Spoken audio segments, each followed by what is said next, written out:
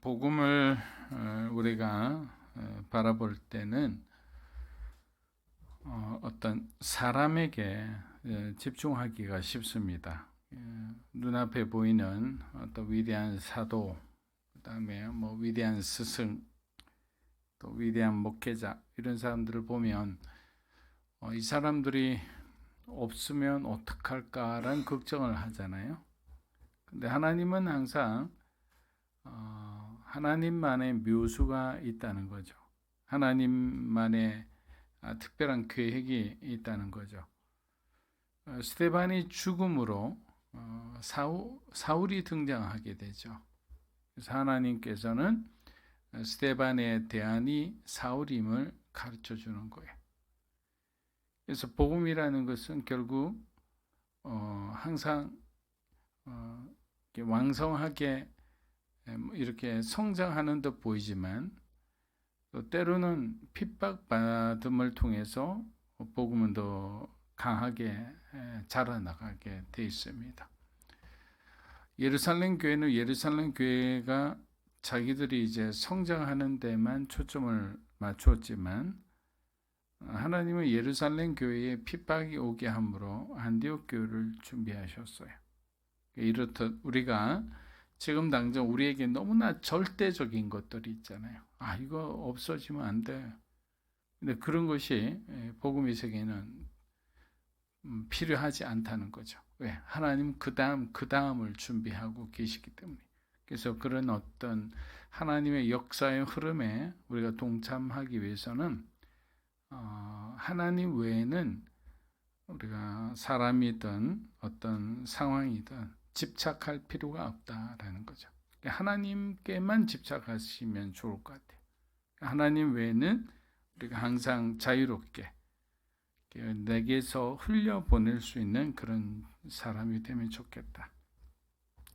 예루살렘 교회 리더십을 비롯해 모든 성도들이 이제 신뢰하는 스데반이 죽은 뒤에 유대인들은 이번 기회에 그리스도교 잔당을 그냥 완전히 폭파시켜야 되겠다. 그런 마음으로 교회를 막 철저하게 핍박하기 시작했습니다. 그래서 그들의 아주 집요한 핍박을 견디지 못한 성도들이 어떻게 합니까?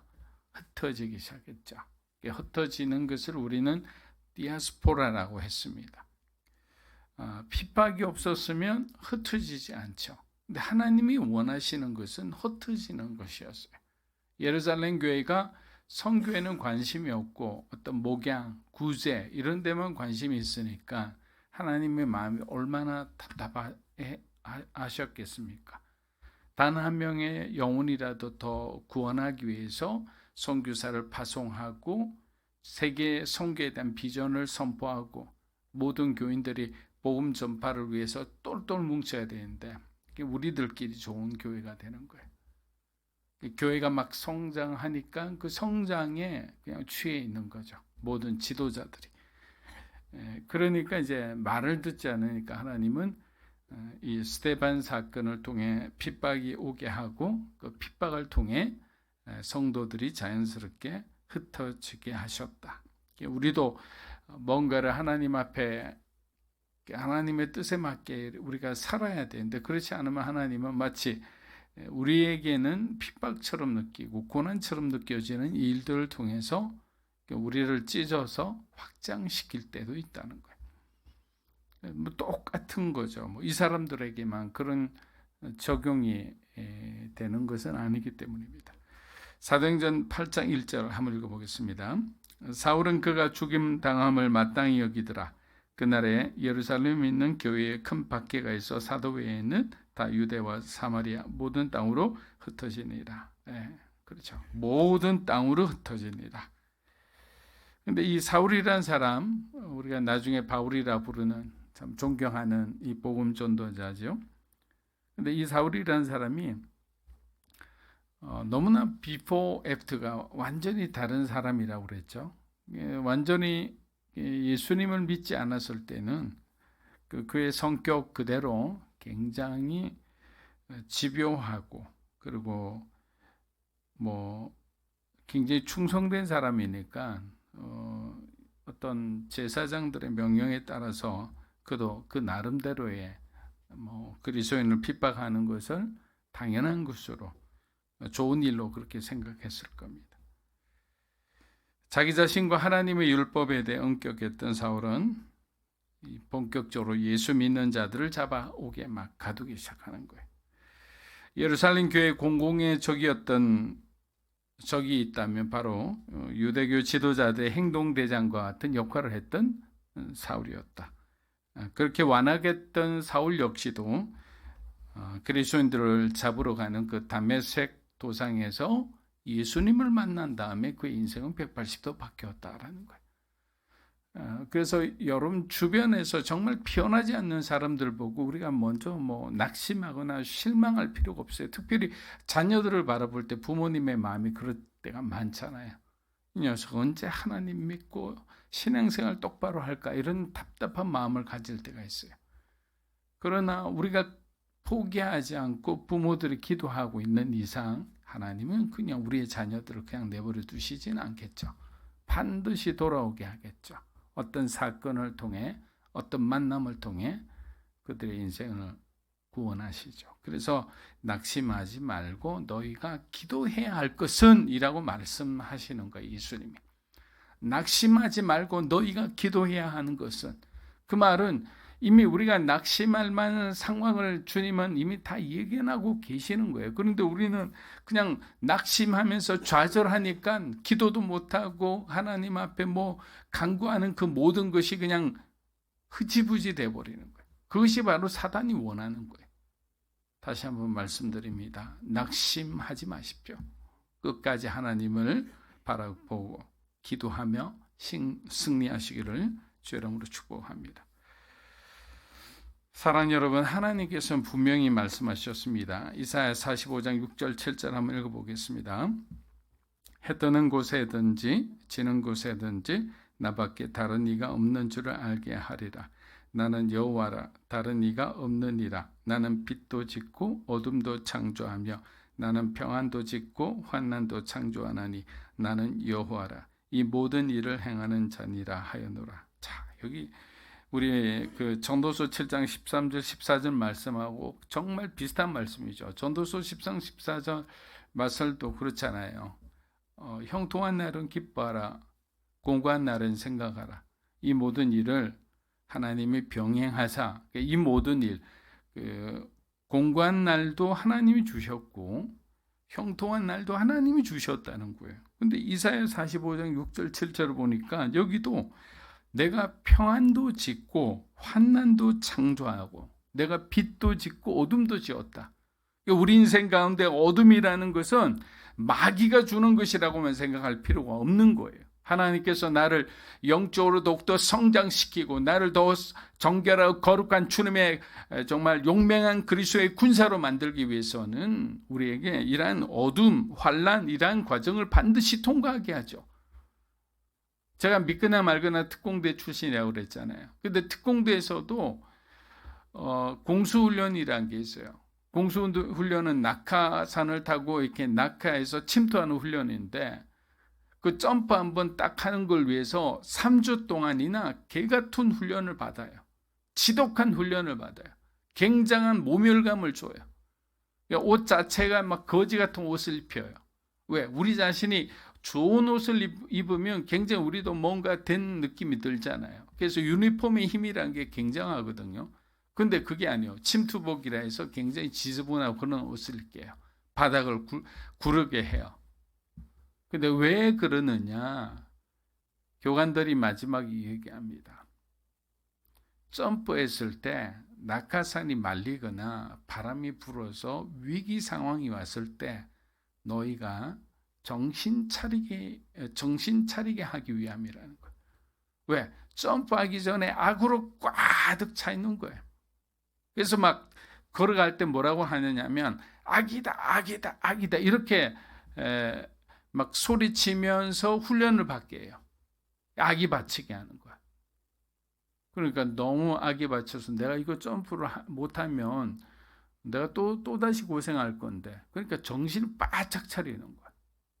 여러분, 하나님도 뭐 이런 어떤 사회 훈련보다 훨씬 더 많은 하나님의 생각과 깊이를 가지고 우리를 때로는 어둠 가운데, 때로는 환난 가운데 거하게 하신다는 걸 믿으면 나는 지금 내 삶이 조금 어둡더라도 나는 그렇게 낙심하지 않겠죠. 낙심하지 않고 나는 오히려 하나님께 기도하겠죠.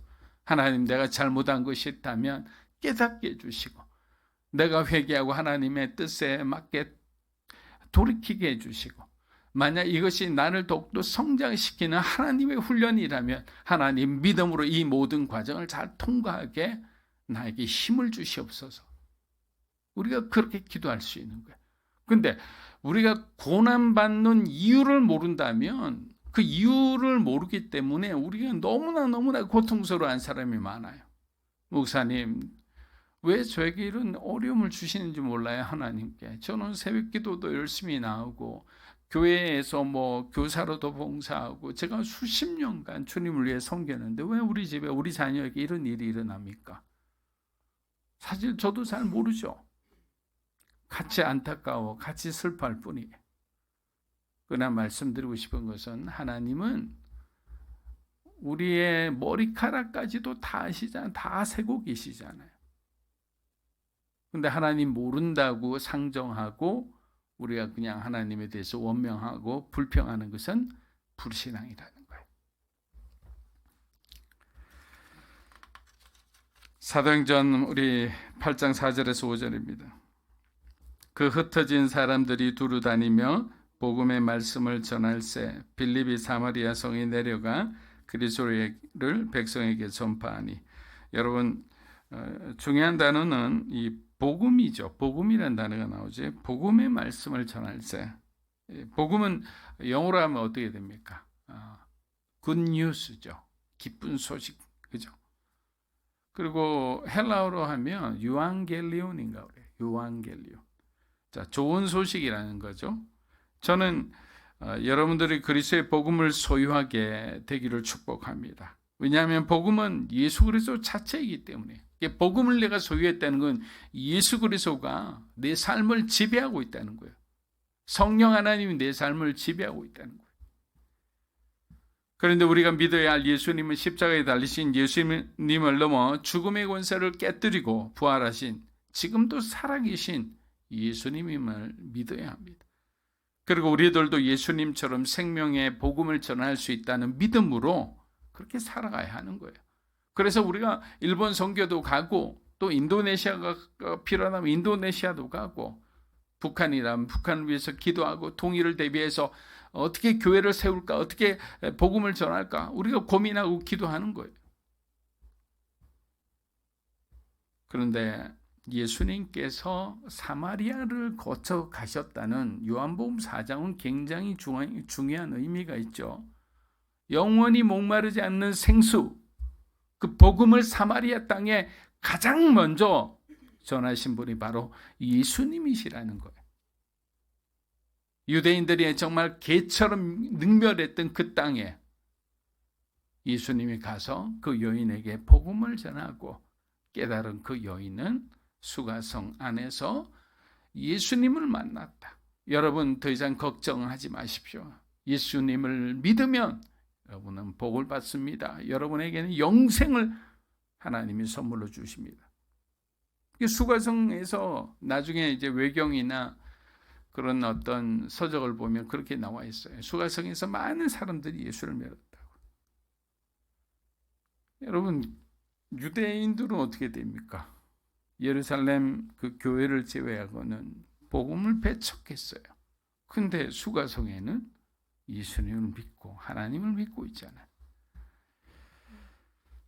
빌립은 똑같이 주님의 제자답게 사마리아에 가서 사마리아에게도 구원의 은혜가 임할 것을 예언합니다. 스데반의 죽음 이후 거센 핍박 때문에 흩어진 사람들은 이곳저곳을 옮겨 다녀야만 했습니다. 마땅히 정착할 곳을 찾지 못했습니다. 비록 정처 없이 떠다니는 운명이나 그들은 다니는 곳마다 예수 그리스도를 거침없이 전했어요. 그게 왜 그럴까요? 성령에 그냥 충만한 사람들은 주님의 복음을 전하지 않으면 어쩔 수가 없는 거예요. 저는 우리 믿음으로 사는 교회가 저를 비롯해 정말 이런 성령의 충만해서 우리 주변에 있는 사람들에게 복음을 전하는 그러한 살아있는 교회가 되기를 주의 이름으로 축복합니다. 그렇게 하면 기적이 일어나요. 변화가 일어나는 거예요. 여러분의 삶에 낙심이 없고 하나님을 향한 간증이 넘치기를 주의 이름으로 축복합니다.